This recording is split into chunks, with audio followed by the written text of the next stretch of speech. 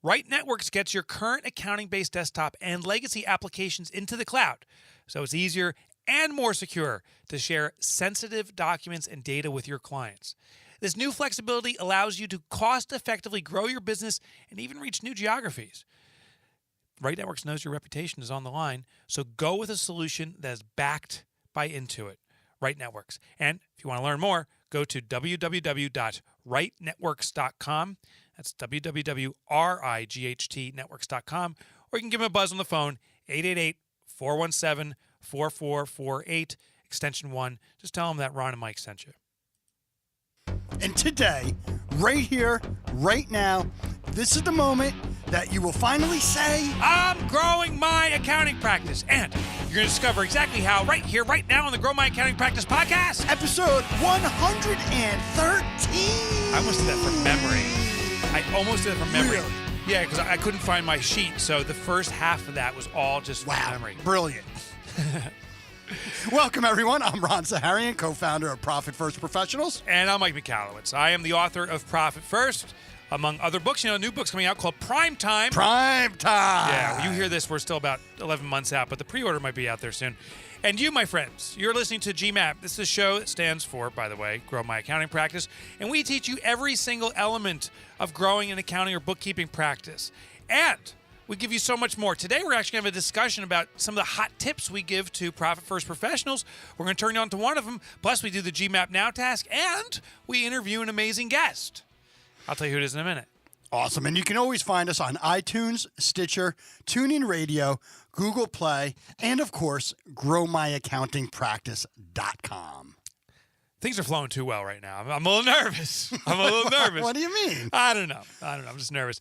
Well, I'm not nervous about our guest today. We're going to be talking about growing your practice internationally. What if your location is outside the U.S.? We're so U.S.-centric. We want to share some details on how to grow a business outside the U.S. But there's a bonus tip, because even if you're in the U.S., you're going to want to listen to every part of the show, because we're going to talk about some really cool things our guest has done to make her consulting service, her accounting services, her bookkeeping services so appealing, so fun to do, that people are flocking to her. Now, talking about flocking. Mm-hmm. You should be flocking over to your cell phone right now and sending a text. You send the word GMAP, G-M-A-P, GMAP to 678-506-7543, and you get free access to our private webinars. You don't have to pay a penny. You get it for free, but you got to take the first step. So send GMAP, text it over to 678-506-7543. We will take your pennies, though. We will, yeah. Hey, if you want to pay us, we'll gladly do it. You don't have to do it. And Ron, I do want to thank our corporate partners. Absolutely. First off, thank you, Right Networks. Yeah, welcome aboard. Welcome, guys. Thank you, Receipt Bank. Thank you, Funbox.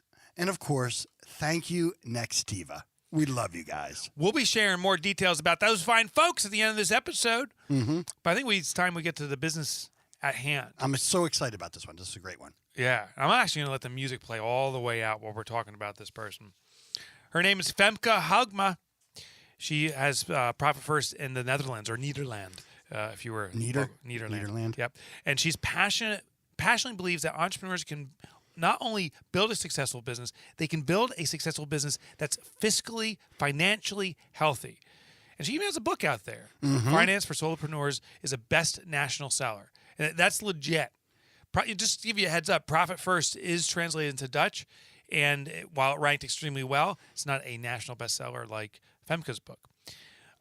So that book's called Finance for Solopreneurs. She is the person, by the way, who brought the Profit First methodology to the Netherlands. The first one. The very first. And has reached thousands of entrepreneurs ever since her startup. The book that's been translated into Dutch, I get a continuous stream of people reaching out saying this book is changing my lives, and the fact that Femke was the person who translated it. It's not a word-for-word translation. You have to have the right cultural implications and understanding of the local, tax law and so forth. Femke put that all in. And here's the one thing you don't know about Femke, and you don't know about me. I do the same thing. She takes a cold shower every single morning. Really? I do it once a week, ice cold. Why? It's supposed to be very healthy for you, and you sleep better after a cold shower. So do one at night. So you don't shower in the morning? No, I do shower in the morning. I do take a cold shower because it's supposed to be good for you. But sometimes when I You want work out every morning. Exactly. Right. But when I want to sleep really well, I'll hop in and take a cold shower for 5 minutes, and you'll be shivering. You go to bed, you sleep like a Really? That's Yeah. awesome. Huh. Yeah. Thanks. Little See, tip. you guys all learned something today. Yep. All right, Femke, welcome to the show. Thank you, Mike. Hi, Ron. Hey, Femke. How you doing? I'm doing great. I had my cold shower this morning, so I'm just great. You know, when I visited you out in Amsterdam, we went to Amsterdam together. We met up in Amersfoort. But you and I went to Amsterdam. There's a famous picture now of us, me and you pointing at a building. Yeah. And there's a sign on that building. Do you remember that? Yeah, I'm looking at the picture right now. What does that sign say in Oh, English? I'll have to. Or in Dutch. I'll have to. Hold on. I don't know it by heart. It says. What does it say? I can't read it on here. Oh yeah, I know. You'll have to make costs before you can make a profit.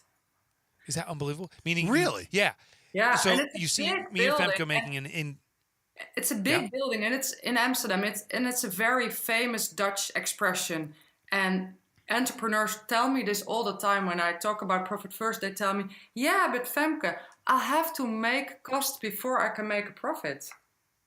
Isn't that unbelievable? Oh, make costs. Meaning you have to incur expenses if you want to be profitable. That's what it translates to. What's wrong with that country?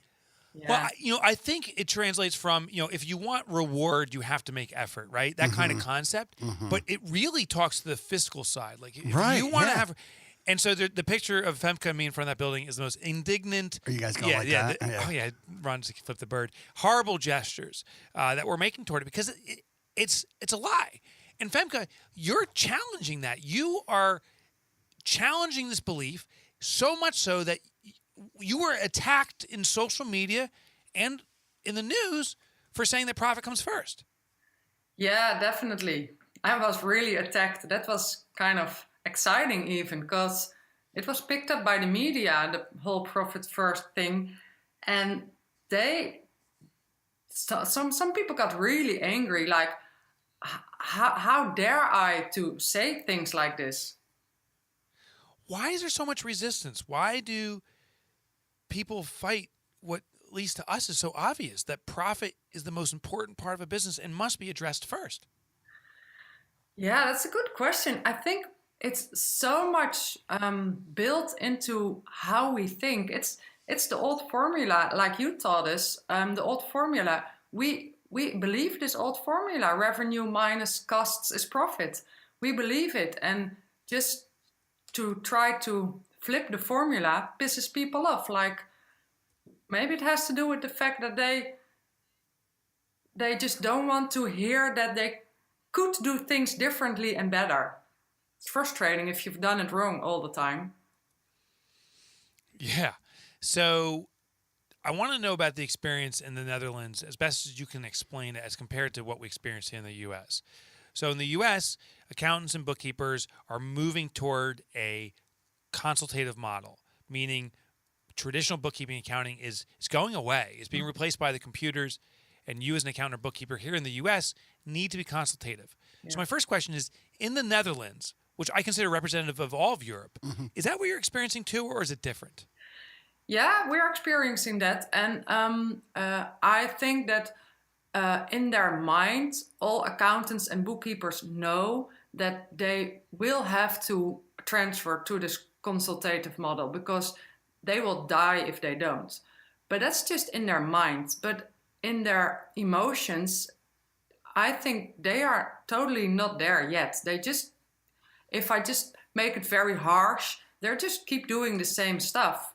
And maybe even hoping that things won't happen as fast and that they will survive the current behavior.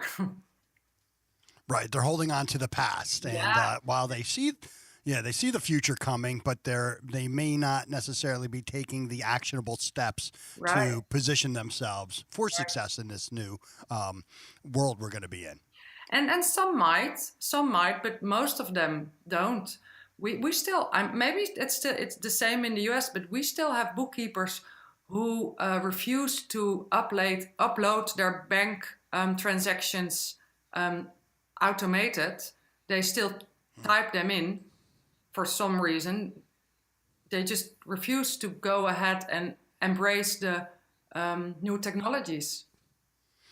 Now, are you finding that the entrepreneurs, the newer entrepreneurs, are more in line with the profit first methodology, and that it's more the legacy folks that are not? I mean, have you seen any type of differences, or is it pretty much the new entrepreneurs have been spoon fed the old formula, and there's continued that they're not necessarily embracing it either?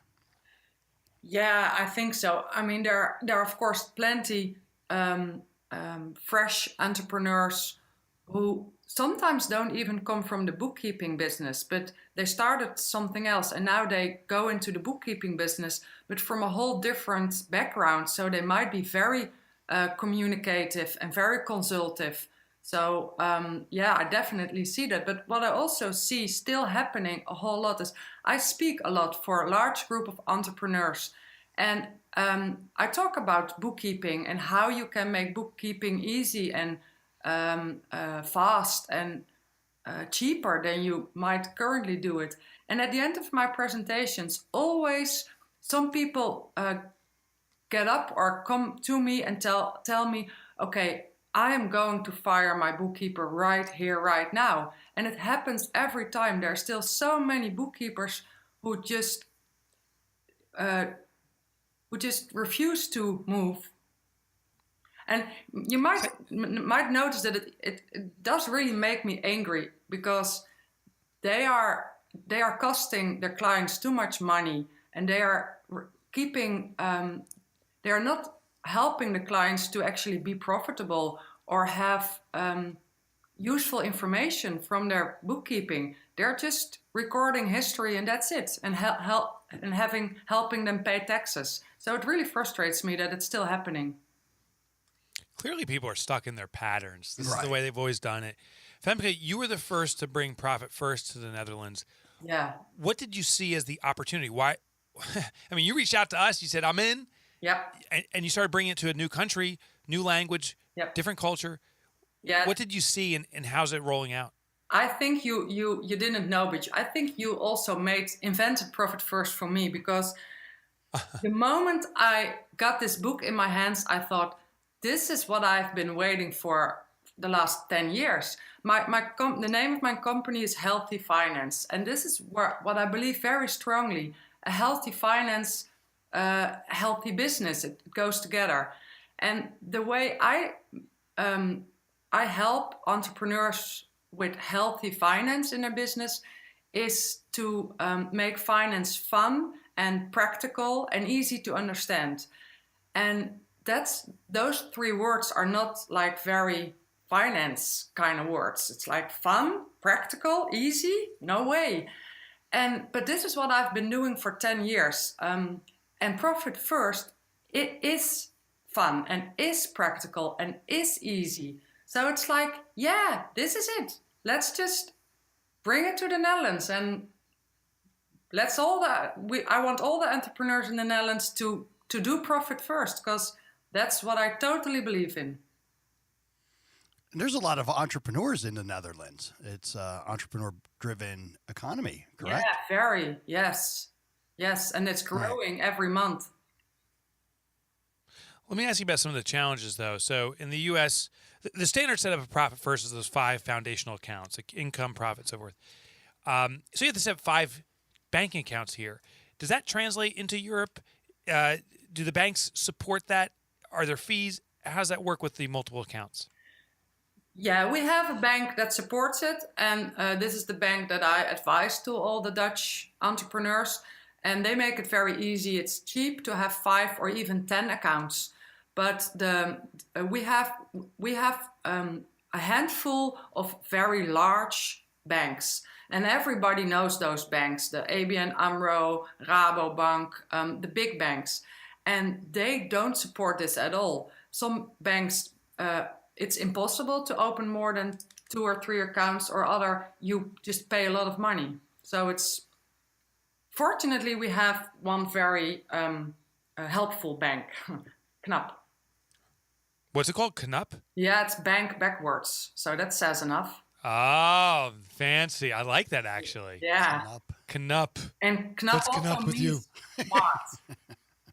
So that's funny. So we see the same thing here in the States, that there's some banks, typically the small ones, the credit unions, that are really designed to help you with multiple accounts and support you. And then, as a generalization, the larger banks, very difficult to do business with. Yeah. With Profit First. And they're getting more and more difficult. It seems that way. Yeah, I mean, more and more banks are adding security, which is great. But they're also, because of these additional security measures, it's additional investment. So they want more They need accounts. to make their money. Yeah, frustrating. And so they're not necessarily looking to do it, but it's short-sighted. I mean, talk about a significant differentiator for a bank to attract their business customers. I know. Well, definitely. And have a... Because, Femke, you're feeding Knup with business, right? Well, big time, because I'm feeding them with business. And one of the directors we call every once in a while, and he tells me I am the biggest feeder in the Netherlands at the moment. The biggest in the country, Ron. Wow. Right. Oh I mean, look at this. I mean, if I'm an entrepreneur and I need to go get a loan, okay? I go to a bank, right, to get a loan. Yeah. And what am I looking for? I'm looking for rates. I'm looking for maybe they have some advisory services and things like that. But imagine going to a bank that is in line with the type of fiscal methodology that Profit First makes it easy for you to open up these accounts, and has a partner like Femke that can ensure that the bank is going to get their loan paid back. Wow. Femke, tell me about the percentages. So here for the standards for Profit First is, for a certain size business, maybe 15% goes to tax and so forth. Have you had to modify the percentages?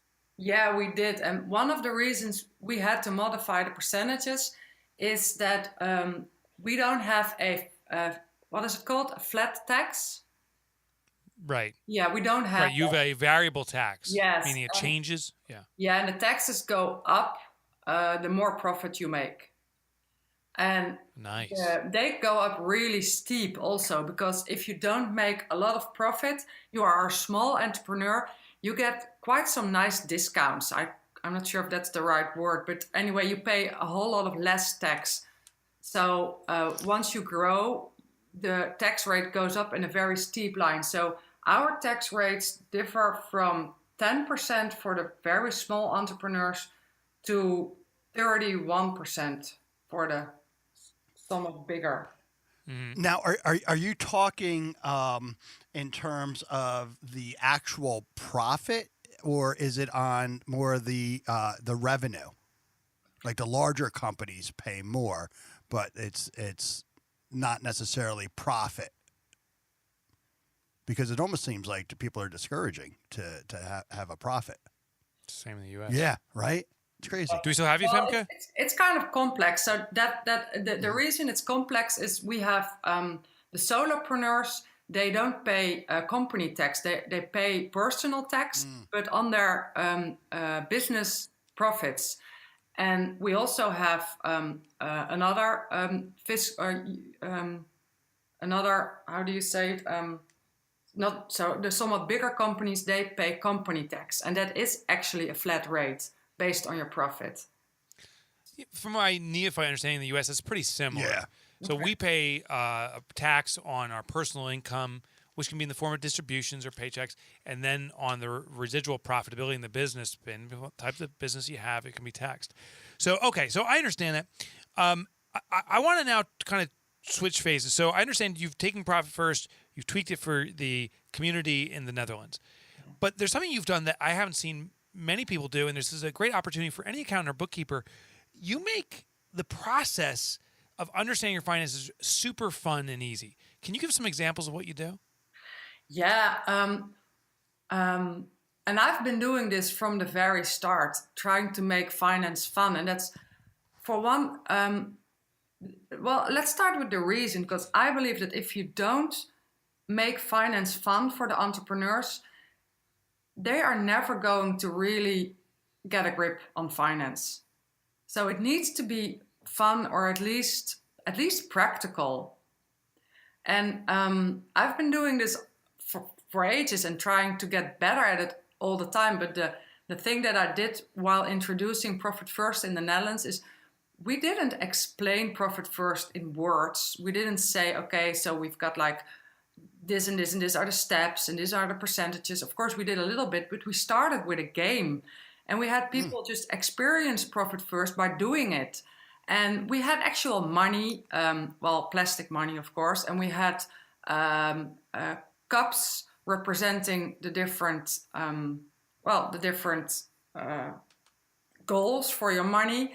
So we had people just work with it. And during the game, they feel the need of Profit First. So this game is totally built for people to be like, okay, I need this Profit First. Tell me everything about it. And then my explanation is not because I want to tell them, it's because they are begging me, please tell me everything. Right. So you're actually getting them to experience the Profit First behaviors without necessarily saying even the word Profit First or the methodology. You're taking them through a workshop, a game, an exercise. Yeah. And I mean, once you start experiencing it and, you know, you're doing the same things you've always been doing, and then you're having it clicks. It clicks so fast. Yeah, but Femke, don't people say, I'm not a child. I don't want to play a game. No. You know, treat me like an adult. Did you get that resistance? No, actually, I don't. No, I don't. And except for me. When you made me play the game, I was like, Femke, for God's sake, I'm a man.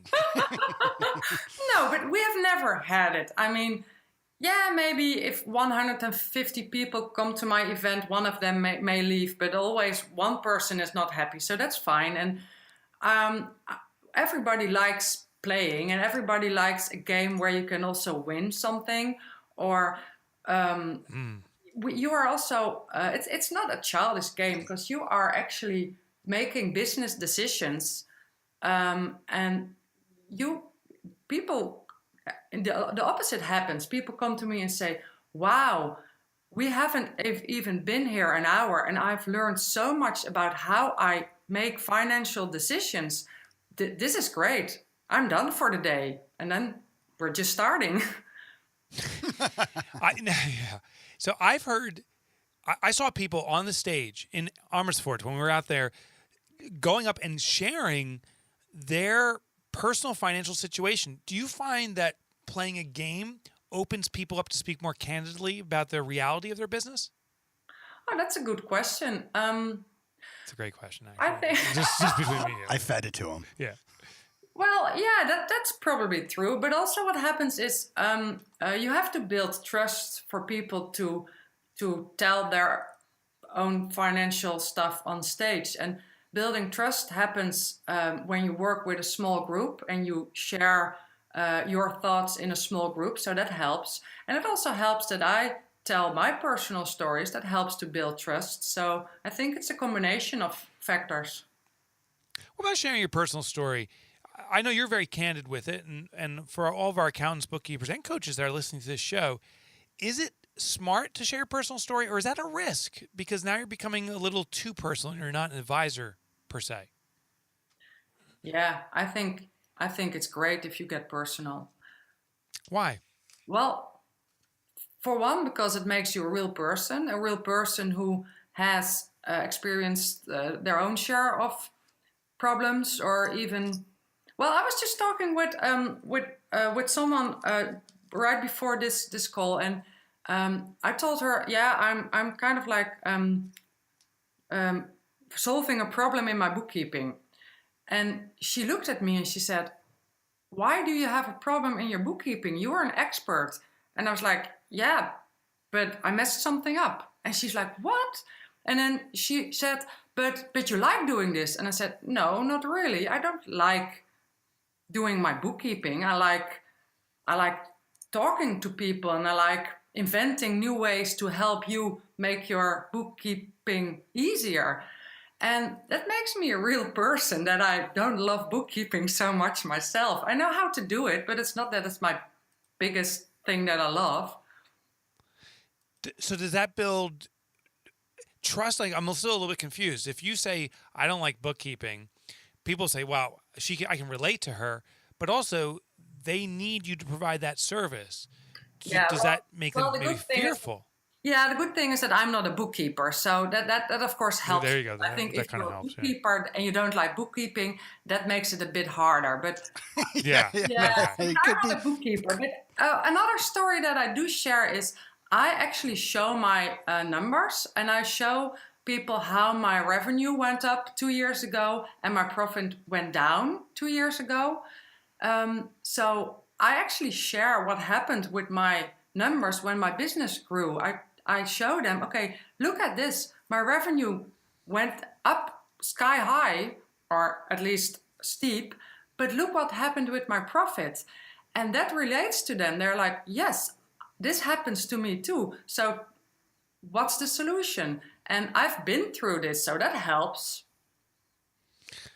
And so let me ask you about that. If you're revealing your numbers to your clients and prospects, they know everything about your business. They'll know your profitability. They'll know your size. Is there a risk there? Meaning you might be too small, or you're too profitable. They think you're taking too much money from them. Do you ever run into that? I might. I don't know. They won't tell me if they don't become my client because of this. But what also happens is that I'm very explicit and I'm very open as a person. So I think that's one of the reasons that I'm called for radio and TV, because I talk about stuff. I talk about personal stuff. I talk about my numbers, and that makes me also interesting for the media to talk to. So I don't think that it fires back on me. Actually, I believe that this helps me to be very trustworthy and very real as a person, and very open. So people know who I am. My newsletters are read very well. I have a very good reading percentage, because I don't talk bullshit. I just talk real stuff. That sounds funny when you have an accent and say bullshit. That just sounds bullshit. I like that. That's good. That's good. No, it's true though. I mean, we all want to work with folks that we can relate to, and understanding that the business owner, the entrepreneur, isn't alone. I mean, a lot of people have failed, and a lot of people have dusted themselves off and been risen, like the Phoenix effect in essence. And so sharing the stories, I believe it's very validating. Yeah, I think it's validating. I think it connects you with that person, right? It's relatable.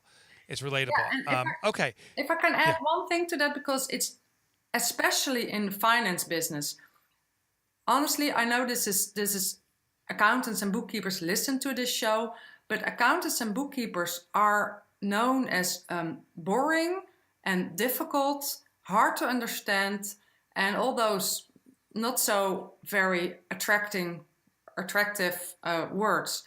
And if you want to differentiate yourself as a bookkeeper or accountant, I think you need to go ahead and show yourself. That's one way to differentiate yourself.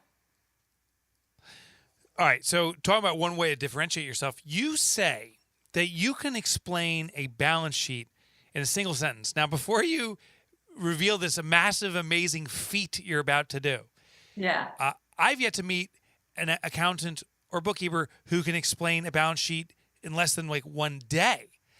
And they're still confused. Yeah. How do you explain a balance sheet in one sentence? Yeah. And honestly, it took me a couple of years to be able to do this. I had to get better at this I've been sitting in the car for an hour and a half thinking about just the question, what is a balance sheet? And this is why people come to my talks and why people buy my courses, because I've really made it important to explain everything as straightforward as possible, because otherwise every accountant knows that once you open the annual report and you start telling your client what's in the annual report, the client kind of gazes away, and you suspect that the client in his mind is making a grocery list, and he probably is. It's just so far out of his thinking, so far away from his, how do you say, referential? Out of his peripheral vision, maybe outside of his skill periphery. Set. Yeah. Yes. Well, here, listen, Femke. Yeah. We got to stop having all this bullshit, and we need to know what's the one sentence that describes a balance sheet. So, if the shortest way I explain what a balance sheet is, I tell people a balance sheet tells you what you have. I love it. And what you possess. What you possess. What you own. What you own. Yeah, what you have. And I know every bookkeeper is telling me, yeah, but that's not the whole story. But it's a start. That's what everyone's saying right now, listening to the show. Everyone's saying that. So keep going. But I have to add what the P&L is in one sentence. Because a P&L is what you do. I like that. So a balance sheet is what you own, and a P&L is what you do. And if you want to make it a bit longer, if you go one level deeper, you will tell them a P&L tells you what you do, but not in actual deeds or in services, but in money. It's what you do in terms of money. Yeah. And I love that. Yeah, and one more, a P&L is a P&L tells you, can you make money with the things you do? Right. That's what the P&L tells you. Yeah. I thought it stood for profit and loss. That's what I thought so too. Right. What about? She's from the Netherlands. Don't tell her that. Right. Okay. What about the cash flow statement? Do you happen to have a one sentence for that one? Because that's the I normally tell them the cash flow statement is the only thing that's really happening. The rest is bullshit. Can I say that word again? Bullshit. You can say it a million times. We're actually going to capture this, and we're going to make an audio clip. So whenever someone's saying something, we're going to have your voice go bullshit. Accountants and bookkeepers don't always realize that we invented a balance sheet and a P&L. It's a concept. It's not real. And the way I start my explanation, if I really want to explain an annual report, I start by telling them, listen, before I go into the details, you need to understand that this is not real. This is invented by bookkeepers, but this is not the real stuff. The only real stuff is your money. It's your bank. And that's such a relief to entrepreneurs, because they have never really understood this whole annual report business. And it's such a relief that someone finally tells them, yeah, but you're right. It is not real. It's invented by us. Like depreciations is not real. It's invented. And stuff. No, I got you. I mean, these invented documents are simply meant to give you direction, to give you insights into your business. Yeah. And then from your experience, how does Profit First sit on top of these documents or complement the accounting that you're doing? Well, to me, Profit First is real because it's real money. And it's the easiest and most fun way to get a grip on your cash flow, your finances, and actually make smart decisions and make a profit and pay yourself.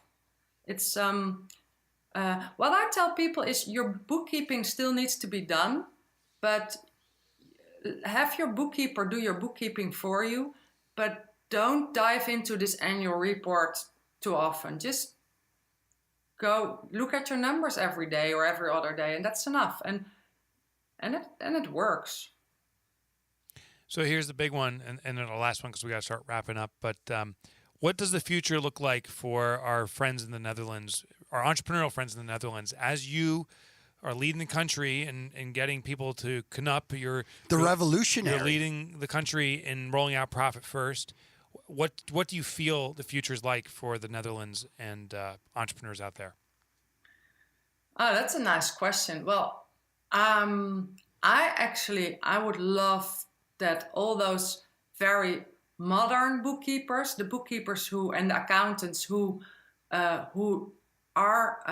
really want to help the entrepreneur to grow their business and to become more profitable and to get a grip on their finances, to do this with Profit First. The first edition of the book in the Netherlands is almost sold out.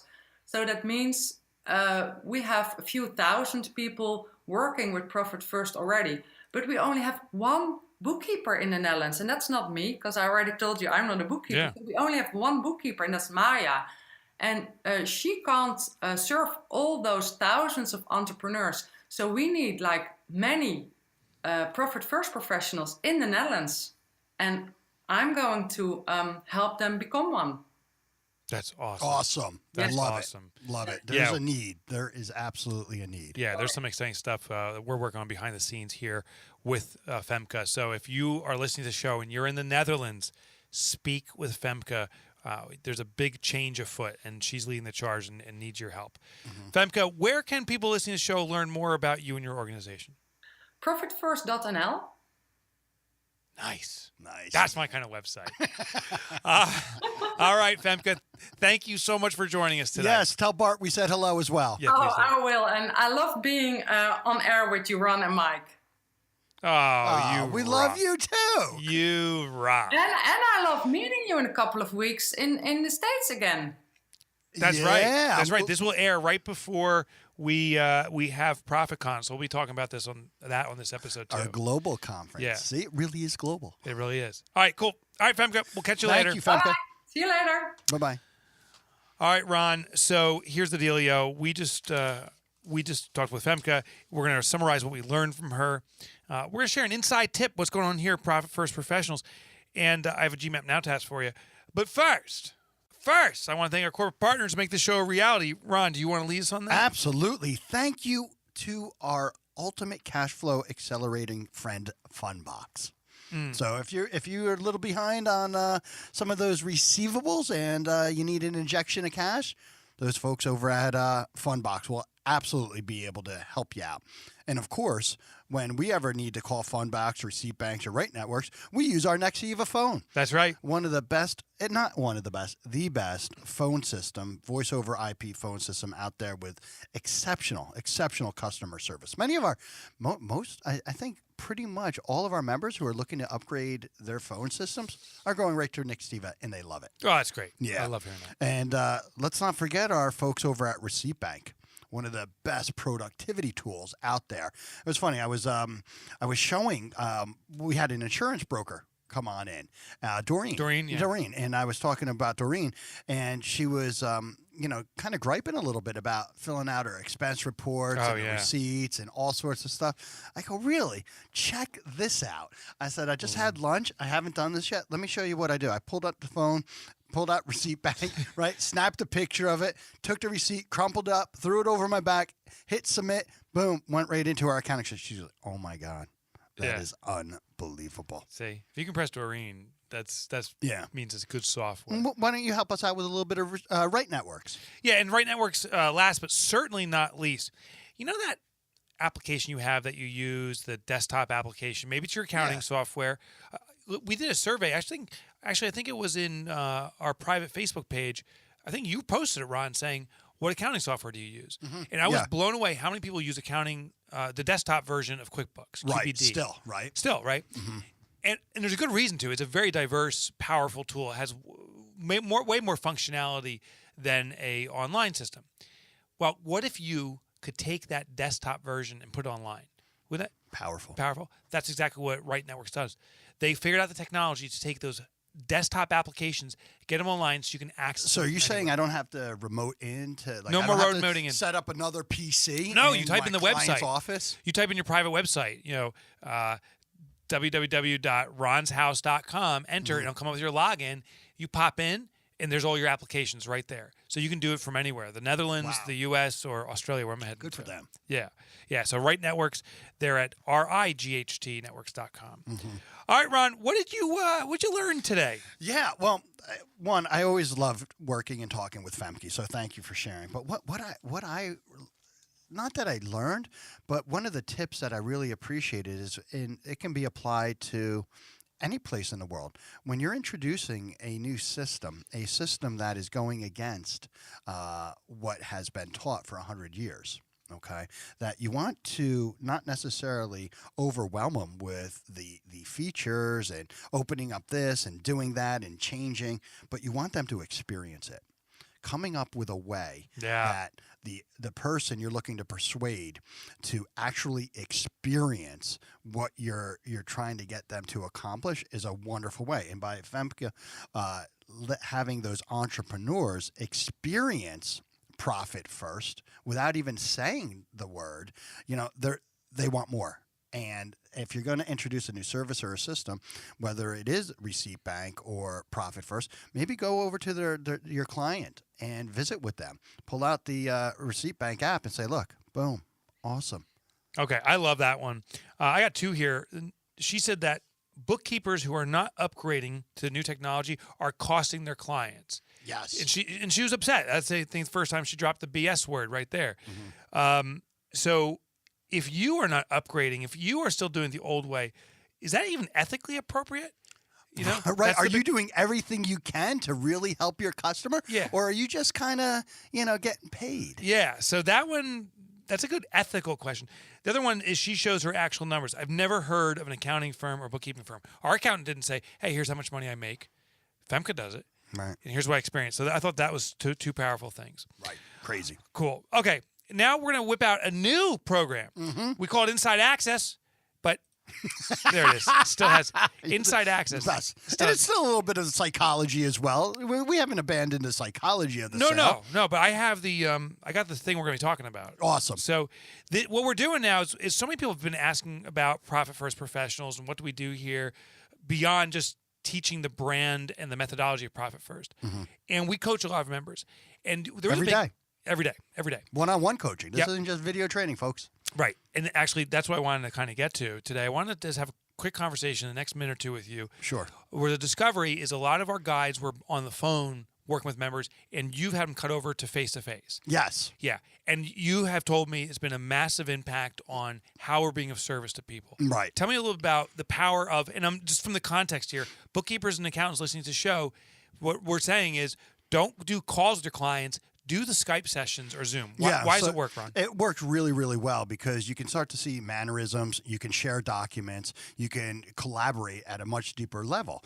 And you know that the person is participating. They're not distracted. They're engaged. And on the previous Ron sales tip, last episode was exactly how do you get your clients to be participatory in the work that you do. Right. So literally having a Skype call, one, or a Zoom call too, but it's reducing your windshield time, their windshield time, okay, and you're engaging, and the collaboration is awesome. So what our guides are doing is literally they're doing the profit assessment reports, which is the blueprint, the front window approach, and they're helping, and so it's such a collaborative way. So you can literally say, hey, how does this make sense? Am I doing this right?